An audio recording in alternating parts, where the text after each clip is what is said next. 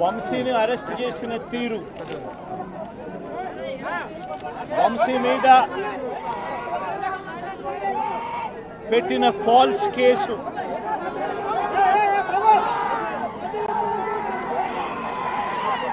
నిజంగా రాష్ట్రంలో దిగజారిపోయిన law and ఆర్డర్ను వంశీ అరెస్టు అద్దం పడుతుంది. ఎందుకనంటే వంశీని అరెస్ట్ చేసిన తీరు ఒకసారి గమనించినట్టయితే అతి దారుణమైన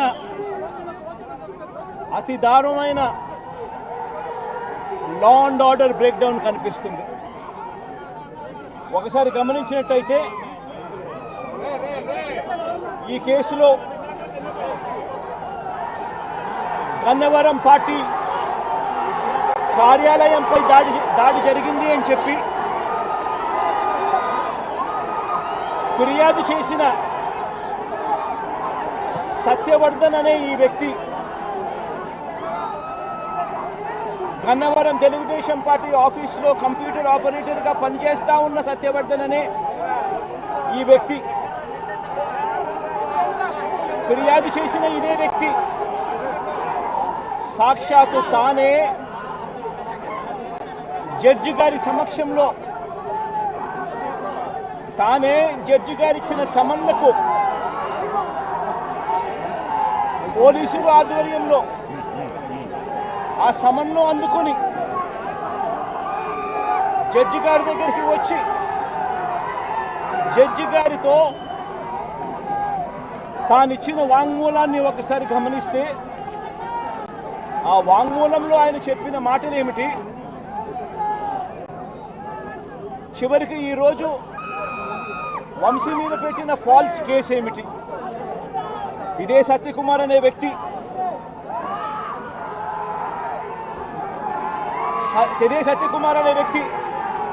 జడ్జి గారి సమక్షంలో సత్యవర్ధన్ అనే వ్యక్తి వంశీ ఎలాంటి తప్పు చేయలేదు అని చెప్పినప్పటికీ కూడా వంశీ మీద తప్పుడు కేసులు ఈరోజు బనాయించడం జరిగింది. ఒకసారి ఈ కేసుకు సంబంధించి ఘటనలు ఒకసారి గమనించాల్సిన అవసరం ఉంది. ఫిబ్రవరి 19వ తారీఖున 2023 మంగళగిరిలో టీడీపీ హెడ్ ఆఫీసులో పట్టాభి అనే వ్యక్తి చేత వంశీ మీద భరించలేని విధంగా బూతులు తిట్టించారు చంద్రబాబు నాయుడు గారు. మంగళగిరి తెలుగుదేశం పార్టీ హెడ్ ఆఫీసులో ఫిబ్రవరి 19, 2023 పట్టాభి అనే వ్యక్తి రెచ్చగొడుతూ వంశీని తిడుతూ ఫిబ్రవరి 19వ తారీఖున తాను మాట్లాడిన మాటలు, ఫిబ్రవరి 19, 23 వాడో పిల్ల సైకో, నేనే గన్నవరం వెళ్తా, ఎవడేం పీకుతాడో చూస్తా, ఆ వంశీ సంగతి తేలుస్తా, నియోజకవర్గంలో నుంచి బయటికి విసిరేస్తా అంటూ గన్నవరం ఎమ్మెల్యే వల్లభనేని వంశీని రెచ్చగొట్టింది సాక్షాత్తు ఫిబ్రవరి 19వ తారీఖున ఇదే పట్టాభి అనే వ్యక్తి. అంతటితో ఆగకుండా ఫిబ్రవరి 20వ తారీఖున అంటే మరుసటి రోజు చంద్రబాబు గారు పట్టాభిని నేరుగా గన్నవరంకే పంపారు.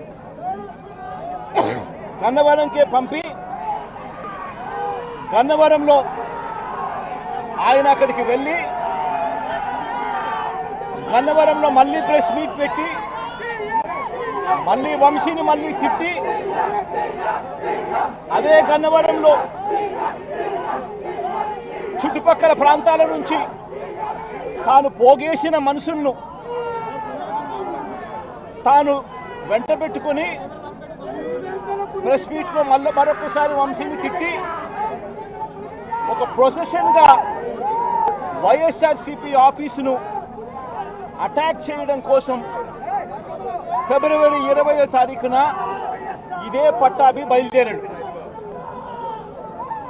బయలుదేరిన ఈ ఘటనలో ఇదే పట్టాభి ఫిబ్రవరి 20వ తారీఖున వైసీపీ ఆఫీసుకు తాను మనుషులతో ప్రొసెషన్గా తాను అక్కడికి వెళ్ళి ఆ రోజు పార్టీ బయట ఉన్న ఒక దళిత సర్పంచ్ సీనయ్య అనే వ్యక్తిని కూడా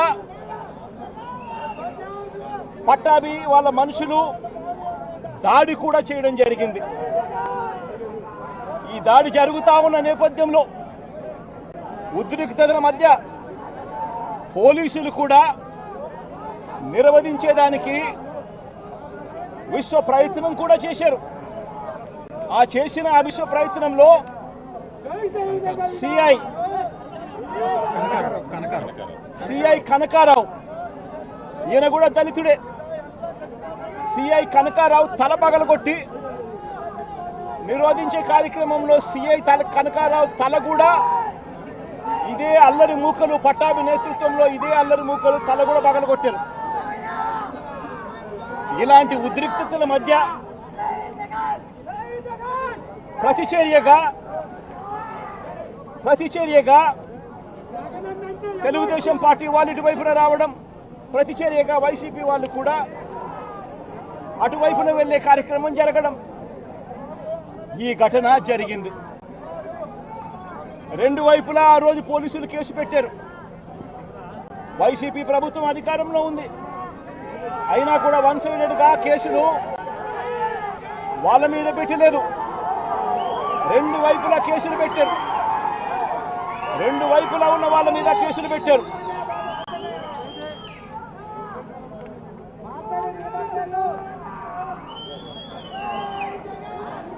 తర్వాత గన్నవరం ఘటనకు సంబంధించి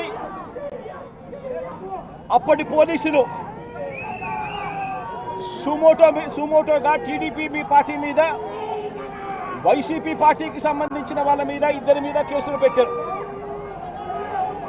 ఇదే సమయంలో టీడీపీ వాళ్ళు 3 కంప్లైంట్స్ కూడా ఇచ్చారు, అవి కూడా తీసుకోవడం జరిగింది. కానీ ఈ ఘటనలన్నీ కూడా టీడీపీ ఇచ్చిన కంప్లైంట్స్లో కానీ, ఆ రోజు ఇచ్చిన కంప్లైంట్స్లో కానీ, పోలీసులు పెట్టిన కేసు